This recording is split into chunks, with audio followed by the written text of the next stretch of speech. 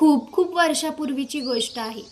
एका सह्याद्रीच्या कुशीत बसलेल्या नंदनवन नावाच्या जंगलात, जिथे सूर्यप्रकाश पानापानातून जमिनीवर नाचत असे, तिथे एक छोटासा जीव राहायचा. त्याचं नाव होतं चंपू. आता तुम्ही म्हणाल, चंपू तर एक साधा सरडा आहे, यात काय विशेष? पण थांबा, चंपू साधा सुद्धा नव्हता. तो होता रंगांचा जादूगार. चंपूला निसर्गाने एक वरदान दिलं होतं. तो फक्त लपण्यासाठी रंग बदलत नसे, तर तो त्याच्या मनातील विचारांप्रमाणे आपला रंग बदलू शकत असे. जेव्हा चंपूला एखादं रसाळ फळ दिसायचं किंवा त्याला खूप आनंद व्हायचा, तेव्हा तो अगदी गुलाबी होऊन जायचा.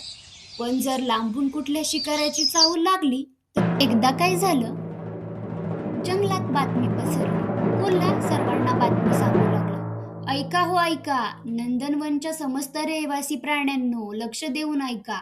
आपल्या नशिबाची लॉटरी लागली आहे. साक्षात निसर्ग देवतेने आपल्यासाठी एक जादूचा सोन्याचा आंबा पाठवला आहे. ऐका हो ऐका.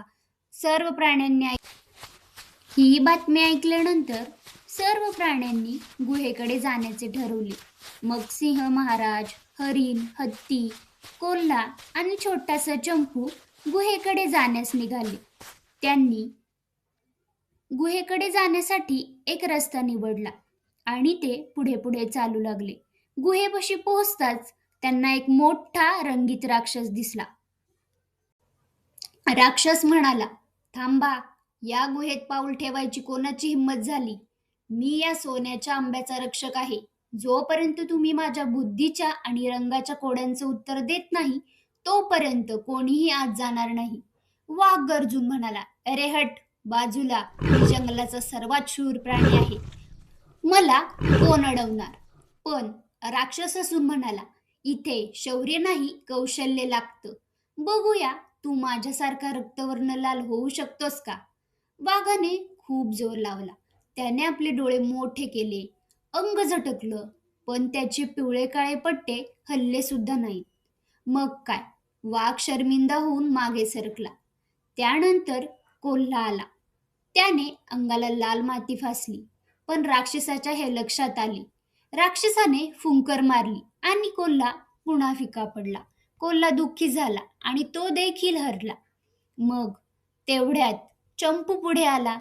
सगळे प्राणी हसायला लागले. अरे, हा चिमुरडा काय करणार? चंपू शांतपणे राक्षसासमोर उभा राहिला. राक्षसाने पुन्हा आपला रंग गडद निळा केला, जसा पावसाचा ढग असतो. चंपू शांतपणे, हे तर सोपं आहे.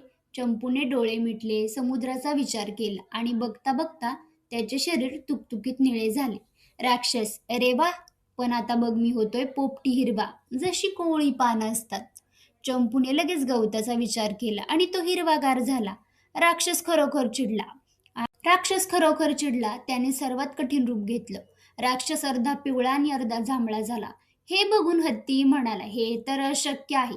पण चंपू म्हणाला, अशक्य असं काहीच नसतं. चंपूने लगेच शरीराचे 2 भाग केले.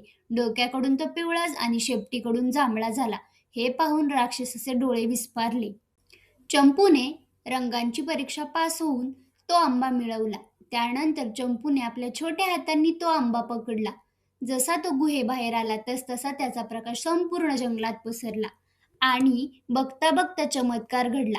जिथे कोरडी जमीन होती, तिथे हिरवेगार गवत उगवू लागले. वाळलेल्या झाडांना नवीन पालवी फुटली आणि आटलेल्या नद्यांना झुळझुळ वाहू लागल्या. जंगलात पुन्हा एकदा फुलांचा सुगंध दरवळू लागला. सिंह म्हणाला, चंपू, आज तू सिद्ध केलंस की विजय मिळवण्यासाठी फक्त शरीर मोठं असून चालत नाही, तर बुद्धी आणि कलेचा वापर देखील करावा लागतो. आजपासून तू या नंदनवनाचा रत्न आहेस.